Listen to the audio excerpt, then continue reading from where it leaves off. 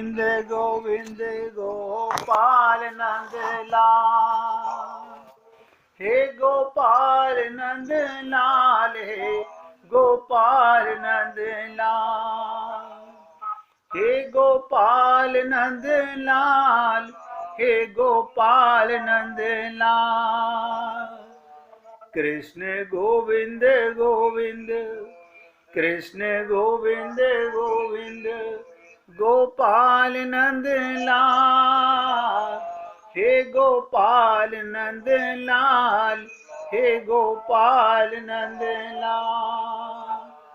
कृष्ण गोविंद गोविंद, कृष्ण गोविंद गोविंद, गोपाल नंद लाल, हे गोपाल नंद लाल, हे गोपाल नंद लाल। बहुत ध्यान से सुनेंगे। मुक्ति नहीं चाहिए, सारा खेल खत्म।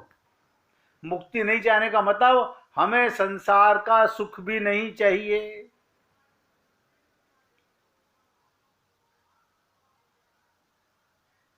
सावधान रहिए इससे।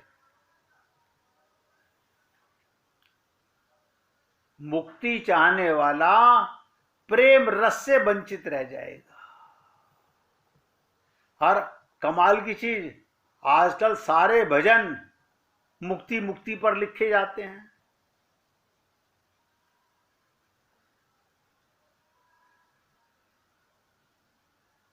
सोचिए, आजकल सारे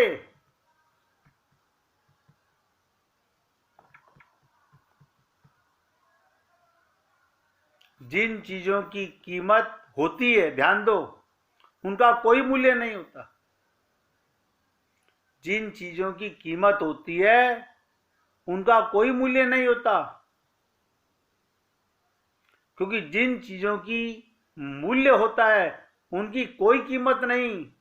प्रेम का मूल्य है, प्रेम का मूल्य है, कीमत क्या? ध्यान का मूल्य है, कीमत क्या? स्वतंत्रता का मूल्य है, कीमत क्या? ये स्वतंत्र योनि है हमारी। और जिसको पूछे, हाँ नहीं वैसे तो हम स्वतंत्र हैं। अच्छा, क्या स्वतंत्र नहीं हो? शरीर तुम्हारा स्वतंत्र नहीं है, हाँ तो कोई जरूरत नहीं है, शरीर की स्वतंत्रता चाहिए भी नहीं। भगवान तो कहते हैं मन चाहिए मुझे। अब मुझे बताइए, मन किसने तुम्हारा पकड़ रखा है? मन से सब स्वतंत्र हो सकते हैं। परिवार में रहो, शरीर से सेवा करो। मन किसी को नजर नहीं आता, केवल भगवान को।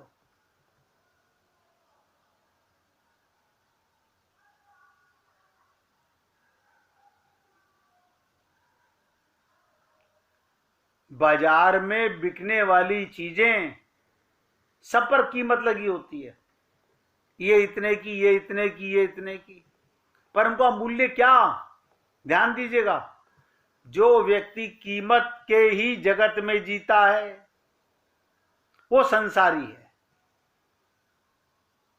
अगर आपके पर्स में पैसे ज्यादा हों, चाहे चमड़ा 100 वर्ष का हो गया हो, सोचते हो दुकान में सबसे बहुमूल्य चीज ले लूं मैं, ये पैसे का भी दुरुपयोग है। खोपड़ी में नहीं आती है बातें। कीमत के ही जगत में जो जीता है वो संसारी है। जो मूल्य के जगत में प्रवेश करता है वो सन्यासी है। मूल्य प्रसाद है परमात्मा का।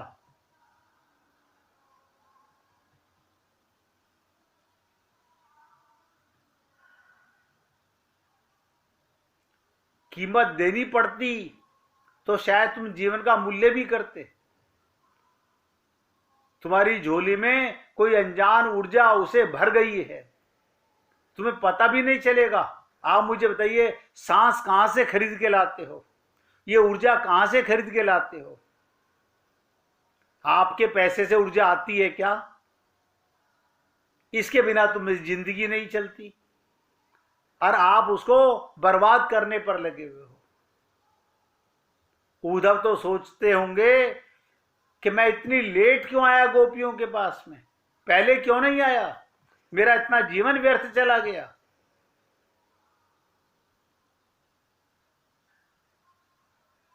आप खुद सोच के देखो, तुम्हें पता भी नहीं चला, कोई तुम्हारे प्राणों में श्वास फूंक कर चला गया। मम्मी पापा दे गए क्या? नहीं, वो तो जा चुके। फिर उन्होंने क्या दिया? माया का संसार। ये आपके अंदर जो सांस चल रहे हैं, प्राण फूंक दिए जिसने, उसका कोई अता पता नहीं। कौन तुम्हारे हृदय में धड़क रहा है? इसलिए आप और हम लोग सब ज्ञानी पढ़े लिखे विद्वान हैं, और मूर्ख नंबर 1 कंकड़ पत्थर इकट्ठे कर रहे हैं। भूले भूले कंकड़ पत्थर बीन करके जीवन को गंवा देते हैं। एक संत कहा करते थे, जब तक परमात्मा की खोज शुरू ना हो, ध्यान से सुनो, जब तक परमात्मा की खोज शुरू ना हो तब तक जानना मत कि तुम जिए हो। आप कहोगे नहीं, खोज तो हम मंदिर खोज लाए थे बाजार से, हम मंदिर ले आए घर में। ये तो सारी पृथ्वी भगवान का मंदिर है, तुम्हारा हृदय मन मंदिर है।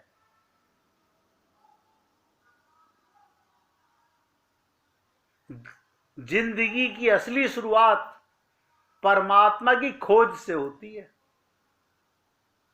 जन्म काफी है जीवन के लिए।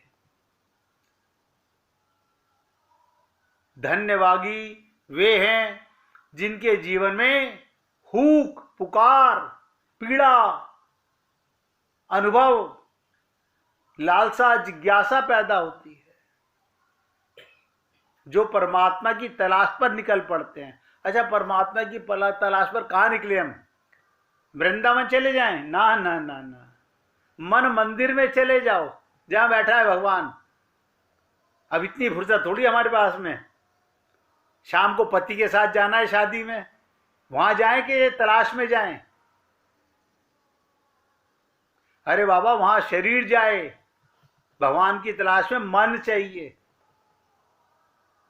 और हम लोगों को बुरा मत मानिएगा,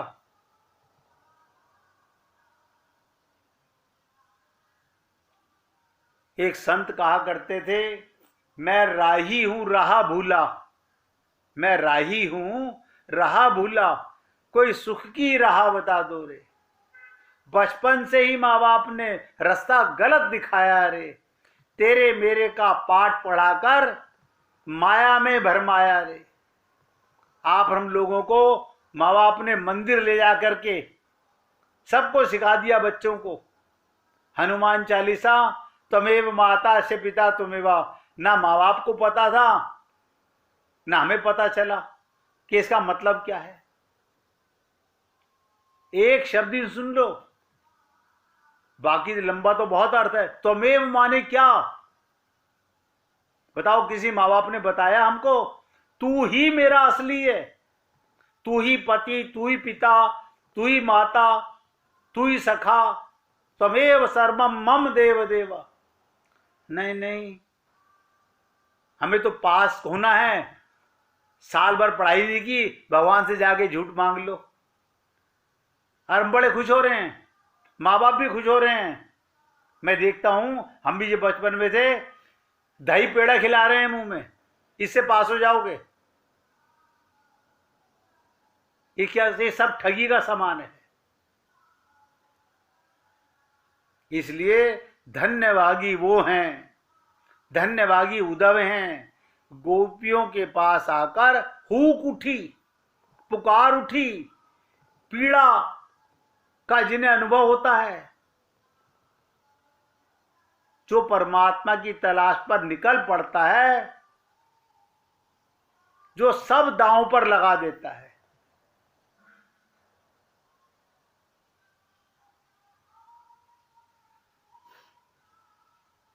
अब आप सोच के बताइएगा, एक व्यक्ति सोने के पलंग पर, चंदन का पलंग लगा लो, और बहुत मखमल की चद्दर बिछा करके सो रहा हो और एक व्यक्ति नीचे पटरी पर सो रहा हो। उद्धव क्या कह रहे हैं, जब मुझे पता चला, क्या पता चला, मखमल के गद्दे पर सोने वाले, मखमल के गद्दे पर सोने वालों के सपने, नंगी जमीन पर सोने वालों के सपने, उनके अधूरी मधुर होते हैं। तब से मुझे प्रभु के न्याय से दृढ़ श्रद्धा हो गई। ये गोपियां जमीन पर सोने वाली सपना भगवान का देखती हैं, और मखमल के गद्दों पर सोने वाले बेटे का सपना, बेटी का सपना, ब्याह का सपना, मकान का सपना, कोठी का सपना, माया का सपना देखते हैं।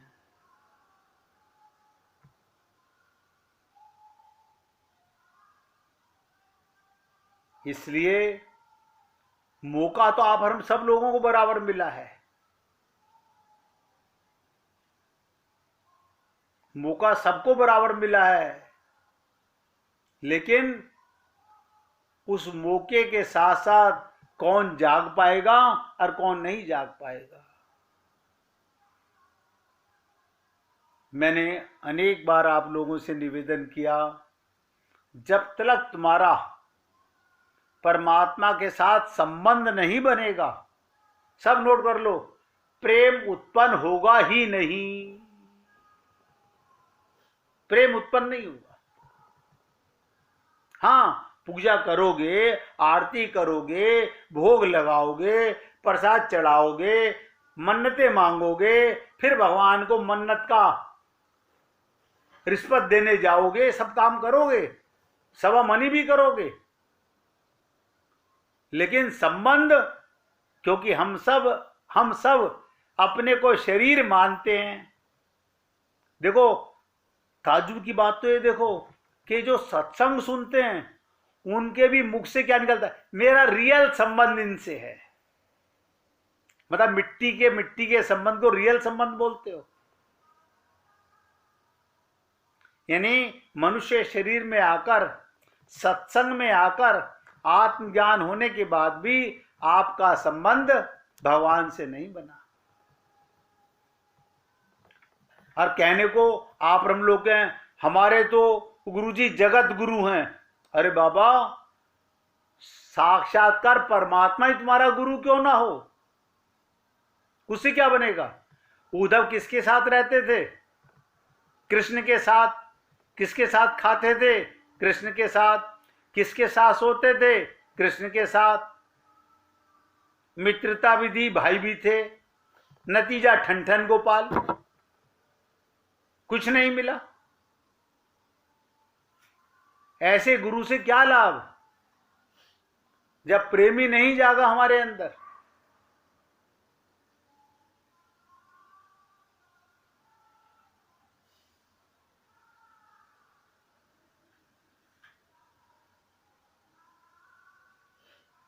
पश्चिम के अंदर एक मूर्तिकार, कथा को समझने का प्रयत्न कीजिएगा। पश्चिम में एक मूर्तिकार ने लिखा, संगमरमर बेचने वाली दुकान के पास जब मैं पहुंचा और उसने कहा, ये दुकान के बराबर में बाहर किनारे पर संगमरमर का बड़ा पत्थर कैसे पड़ा हुआ है। मैं कई वर्षों से आपकी दुकान के बाहर जाता हूं और ये पत्थर पड़ा हुआ देखता हूं।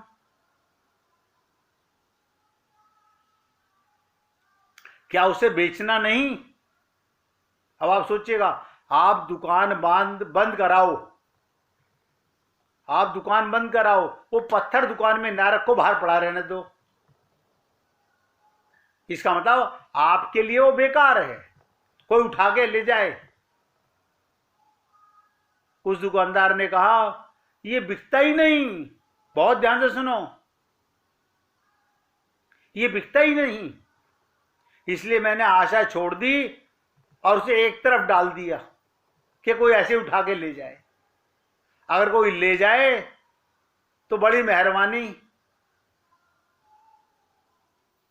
तो मूर्तिकार बोला, अगर आप आज्ञा दे तो मैं ले जाऊं। अब तो दुकानदार बड़ा खुश हुआ।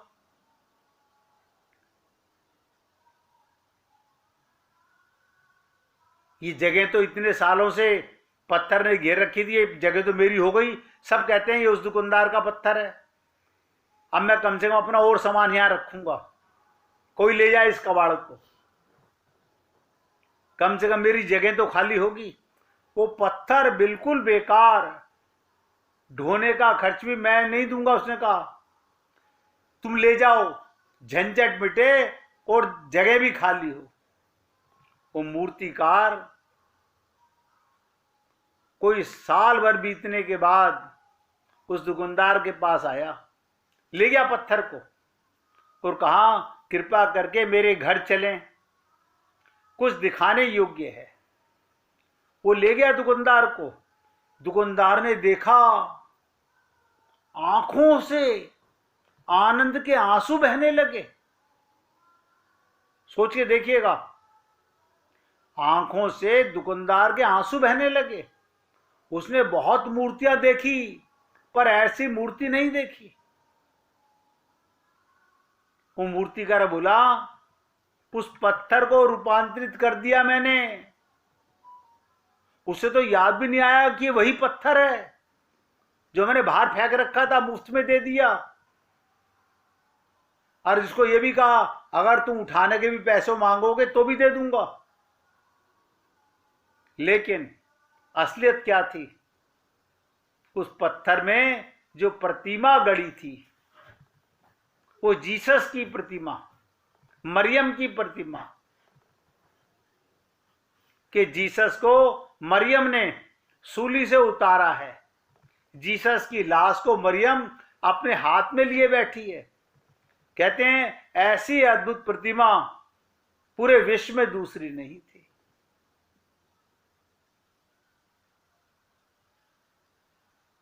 आप सोच के देखिए,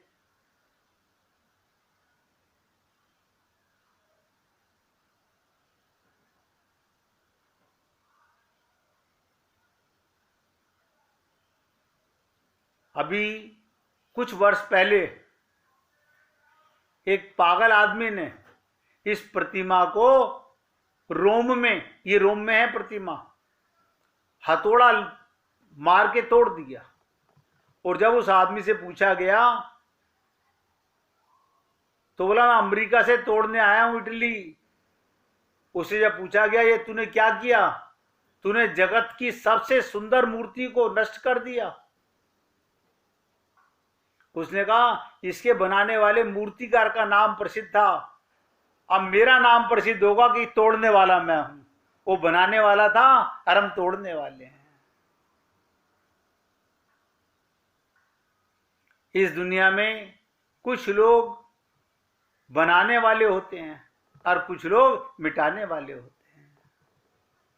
आप सबसे जो बात बताने जा रहा हूं, आप सोचिएगा, ये आपका शरीर बनाने वाला मूर्तिकार परमात्मा है और हम सब इसे तोड़ने वाले हैं, मिटाने पर लगे हुए हैं। हम इसे मार के मानेंगे। हमें इस मूर्ति में, इस देह में हरी मिलत है हमें नहीं पाना।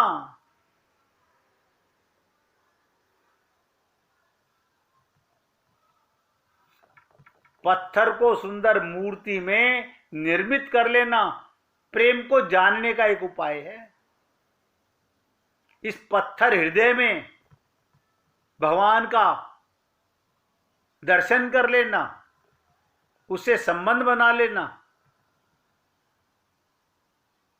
साधारण शब्दों में एक गीत रच लेना, ये प्रेम को जानने का एक उपाय है। नाचना, सितार बजाना, बांसुरी पे तान छेड़ना, ये सब प्रेम के रूप हैं। हम लोगों ने प्रेम को बहुत छोटा समझ रखा है। बस क्या, घर गृहस्थी बचा ली। ध्यान दीजिएगा, 2-4 बच्चे पैदा कर लिए, समझ हो गया कि हम प्रेमी हो गए, समझ लिया हम प्रेम जानते हैं। ये प्रेम नहीं है, ये तो कुत्ते बिल्ली गधे भी बच्चे पैदा करते हैं, ये तो पशु भी कर लेते हैं। ये घर गृहस्थी बसाना ये कोई बड़ी बात नहीं, कोई विशिष्टता नहीं, इसके कारण तुम मनुष्य नहीं हो। ये तो पशुओं की कैटेगरी में हम लोग आ गए। अब जो बात आपको बताने जा रहा हूं उसे ध्यान से सुनना और चित्त में उतारने की कोशिश करना। उससे पहले 1 मिनट धुन लगाएंगे। जिसका राम जी के साथ